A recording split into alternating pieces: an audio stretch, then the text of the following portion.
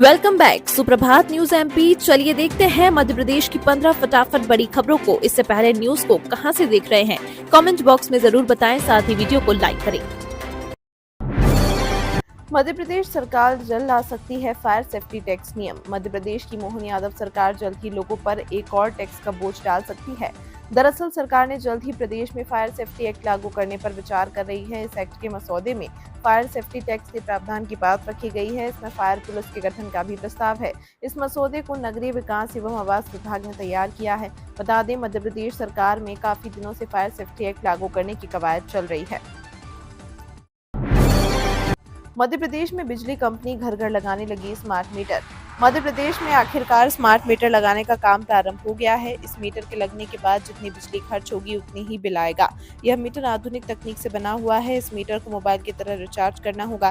Recharge खत्म होने पर बिजली सप्लाई ऑटोमेटिक बंद हो जाएगी। खास बात यह है कि इस मीटर के लगने के बाद बिजली चोरी पर अंकुश लगेगा। मध्य प्रदेश में लाखों बिजली उपभोक्ताओं के घर मीटर लगेंगे। एमपी के युवाओं के लिए खुशखबरी, इन विभागों में होगी बम्पर बहाली। अगर आप मध्य प्रदेश के निवासी हैं और सरकारी नौकरी की तैयारी कर रहे हैं तो आपके लिए यह खबर बहुत खास है। एमपी सरकार के द्वारा राज्य के बेरोजगारों के लिए अच्छा मौका लाया गया है। मध्य प्रदेश में 33,118 पदों पर बहाली होने वाली है। राज्य के स्वास्थ्य विभाग में कई पद खाली हैं, जिसको भरने की कवायद राज्य सरकार के द्वारा शुरू कर दी गई है। मोहन सरकार के द्वारा राज्य में 33,118 पदों पर बहाली की जाएगी, जिसमें 3,620 नर्सिंग श्रेणी के पदों पर बहाली होगी। एमपी के सरकारी कर्मचारी और पेंशनर्स को मोहन सरकार ने बनाया नया प्लान।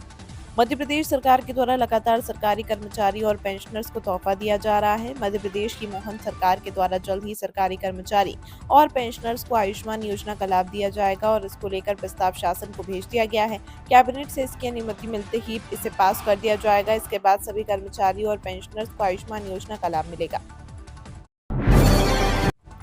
जीतू पटवारी की नई टीम की पहली बैठक 21 और 22 नवंबर को सभी दिग्गज रहेंगे मौजूद। मध्य प्रदेश में 2 सीटों पर उपचुनाव के बाद एमपी कांग्रेस एक बार फिर से संगठन को मजबूत करने में जुट गई है। हाल ही में पीसीसी चीफ जीतू पटवारी ने अपनी नई टीम की घोषणा की है। नई कार्यकारिणी के बाद बगावत भी देखने को मिली थी। अब सभी नेताओं को एक मंच पर लाने और आगे की रणनीति तैयार करने के लिए 2, 21 और 22 नवंबर को राजधानी भोपाल में बैठक आयोजित की जा रही है। इस बैठक में प्रदेश प्रभारी नेता प्रतिपक्ष और पीसीसी चीफ समेत सभी दिग्गज नेता मौजूद रहेंगे और आगे की रणनीति पर चर्चा करेंगे। प्रतियोगी परीक्षाओं की तैयारी कर रहे युवाओं के लिए खुशखबरी। मध्य प्रदेश में प्रतियोगी परीक्षाओं की तैयारी कर रहे युवा साथियों के लिए बड़ी खुशखबरी सामने आई है। प्रदेश में कुल 408 नए आधुनिक पुस्तकालय बनाए जाएंगे। इनमें हर एक लाइब्रेरी की लागत 5 करोड़ रुपए होने वाली है। प्रदेश में एक नई पहल के तहत आधुनिक पुस्तकालय बनाए जाएंगे। इन पुस्तकालयों में न केवल वेद और पुराणों से जुड़ी किताबें उपलब्ध होंगी, बल्कि प्रेरक साहित्य और प्रतियोगी परीक्षाओं की किताबें भी होंगी। इसके साथ ही इन पुस्तकालयों में कंप्यूटर और वाईफाई की सुविधा भी दी जाएगी। एमपी में बीजेपी के बूथ संगठन पर्व की शुरुआत। हर इकाई में 3 महिलाओं को बनाया जाएगा सदस्य। मध्य प्रदेश में बीजेपी का बूथ संगठन पर्व शुरू हो गया है। इसमें बूथ स्तरीय इकाइयों का गठन किया जाएगा। हर इकाई में 3 महिलाओं को सदस्य बनाया जाएगा। प्रदेश अध्यक्ष विष्णुदत्त शर्मा भोपाल में हुजूर विधानसभा के बूथ क्रमांक 223 पर बूथ संगठन पर्व का शुभारंभ कर पन्ना प्रमुख बने। राज्य की पहली बूथ अध्यक्ष अर्चना गोस्वामी सहित 11 पदाधिकारियों और सदस्यों को सहमति से चुना गया। एमपी में गांव शहरों के बंद रास्ते खुलेगी सरकार, 15 दिसंबर तक करेगी तलाश। मध्य प्रदेश में राज्य सरकार ने 1 महीने तक चलने वाला महाअभियान शुरू किया है। राजस्व महाअभियान 3.0 के नाम से शुरू किए गए इस अभियान का शुभारंभ मुख्यमंत्री डॉक्टर मोहन यादव और उनके मंत्रिमंडल के सदस्यों ने किया। अभियान के अंतर्गत राजस्व विभाग के अनेक काम किए जाएंगे, लेकिन इसके माध्यम से प्रदेश भर में अतिक्रमण कर बंद कर दिए गए गाँव शहरों के पुराने रास्तों को खोलने की अहम कवायद भी की जा रही है। रेल यात्रियों के लिए अच्छी खबर, 29 जोड़ी ट्रेनों में लगेंगे एक्स्ट्रा कोच। शादियों का सीजन शुरू होते ही ट्रेनों में यात्रियों की भीड़ बढ़ गई है और वेटिंग लिस्ट लंबी होती जा रही है। ऐसे में रेलवे ने यात्रियों की सुविधा एवं मांग को ध्यान में रखते हुए ट्रेनों में अतिरिक्त कोच लगाने का फैसला लिया। रतलाम रेल मंडल के पीआरओ खेमराज मीणा ने इस संबंध में जानकारी देते हुए बताया है कि रतलाम रेल मंडल से होकर गुजरने वाली 29 जोड़ी ट्रेनों में अस्थायी रूप से अतिरिक्त कोच लगाए जाएंगे।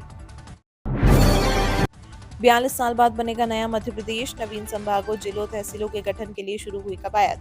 मध्य प्रदेश का नक्शा जल्द ही बदल सकता है। भौगोलिक और प्रशासनिक दृष्टि से नया मध्य प्रदेश बनाने की प्रक्रिया राज्य सरकार प्रारंभ कर चुकी है। प्रदेश में नए संभागों, जिलों, तहसीलों के गठन के लिए पुनर्गठन आयोग बनाया गया है, जिसने अपनी कवायद चालू कर दी है। आयोग की रिपोर्ट के आधार पर ही प्रदेश के भौगोलिक और प्रशासनिक ढांचे में व्यापक परिवर्तन किया जाएगा। नई भर्ती करेगी मध्य प्रदेश सरकार, कुछ सालों में रिटायर होंगे 1 लाख कर्मचारी। मध्य प्रदेश में नई भर्ती की तैयारी चल रही है। इसके लिए सीएम डॉक्टर मोहन यादव ने सभी विभागों के खाली पदों की जानकारी मंगवाई है। इसी बीच जानकारी सामने आई है कि अगले 5 साल में 1 लाख अधिकारी कर्मचारी रिटायर होने वाले हैं। एमपी में 73% क्लास 1 अधिकारी और 53% क्लास 2 अफसरों की उम्र 45 साल से अधिक है। इसके अनुपात में क्लास 1 युवा अफसरों की संख्या 27%, तो क्लास 2 कैटेगरी के अफसर 47% है। कांग्रेस ने मैदानी स्तर पर संगठन को मजबूत बनाने बनाई प्रदेश स्तरीय समिति। प्रदेश कांग्रेस अध्यक्ष जीतू पटवारी द्वारा मैदानी स्तर पर कांग्रेस संगठन को मजबूत बनाने के लिए वरिष्ठ कांग्रेस नेताओं की एक प्रदेश स्तरीय समिति का गठन किया गया। उक्त समिति प्रदेश में समय समय पर होने वाली संगठनात्मक बैठकों, धरना प्रदर्शन, आंदोलन का एजेंडा तैयार करने का काम करेगी।